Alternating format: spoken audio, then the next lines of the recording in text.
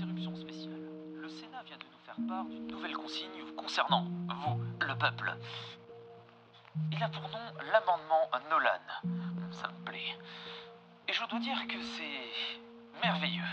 Ce dernier va réguler les marchandises en import dans notre beau pays. Quelle joie! Il n'est pas trop tôt. Enfin. Je vous entends, cher auditeur. Mais que vous le pensiez ou non, l'amendement Nolan est un bienfait pour notre société. Le peuple de ce pays doit savoir vivre selon ses besoins. Et seul le président Burgess les connaît.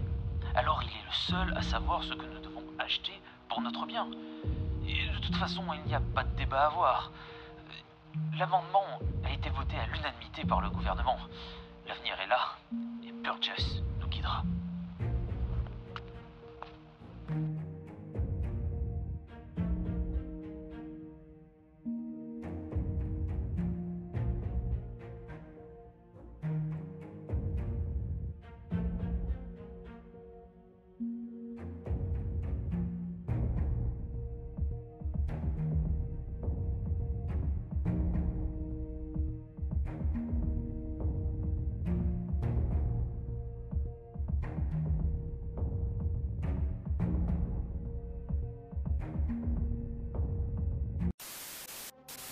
Interruption de votre douce soirée de printemps. Les oiseaux chantent dans vos campagnes, le vent souffle et le soleil brille sur vos maisons, vos appartements. Il ne brille pas chez moi. Ici, il brûle. Les oiseaux ne chantent plus leur musique agréable à l'oreille, mais ils chantent le chant de la haine, de la trahison et de la manipulation. Le seul vent qui vient siffler dans mes oreilles est le vent du changement. J'apporterai ce vent dans vos habitats, par la superbe de notre langue, de ces mots qui ne font qu'être des armes contre l'oppression que vous vivez chaque jour de votre vie. Les mots ont une force et un pouvoir inestimés. Mais regardez autour de vous, ces mots. Vous n'avez pas le droit de les utiliser. Pourquoi? Parce que les mots ont plus de pouvoir que les armes. Les mots sont le support de la compréhension et pour ceux qui les écouteront, l'énonciation de la vérité. Quelle vérité, me diriez-vous? Vous semblez pour certains ne pas voir le problème qui règne dans votre pays, dans notre pays.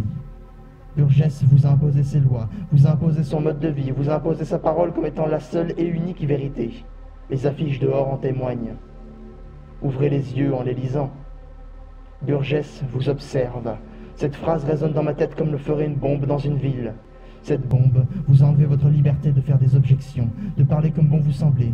Vous avez maintenant des censeurs, des systèmes de surveillance vous contraignant à la conformité et sollicitant votre docilité. Vous n'êtes pas libre. Ouvrez les yeux le matin en vous regardant dans le miroir. Vous n'êtes pas libre. Posez-vous la question quand vous regardez votre télé en rentrant de votre travail que vous n'aimez pas. Vous n'êtes pas libre. Dites-le vous quand vous allez vous coucher le soir en regardant votre mur tapissé de ces affiches qui ne reflètent pas votre décoration. Prenez les armes, vos mots. Battez-vous pour votre liberté, car je vous le dis, nous sommes en guerre contre un ennemi commun. Cet homme que vous avez élu, car il vous a promis l'ordre, la paix et un avenir aussi beau que radieux. Mais sans vous en rendre compte, il vous achète votre silence et votre consentement. L'État payera tout comme ses complices pour cette trahison, cette manipulation. Burgess, nous sommes en guerre et nous reprendrons nos terres. Nous sommes en guerre et nous vous ferons taire.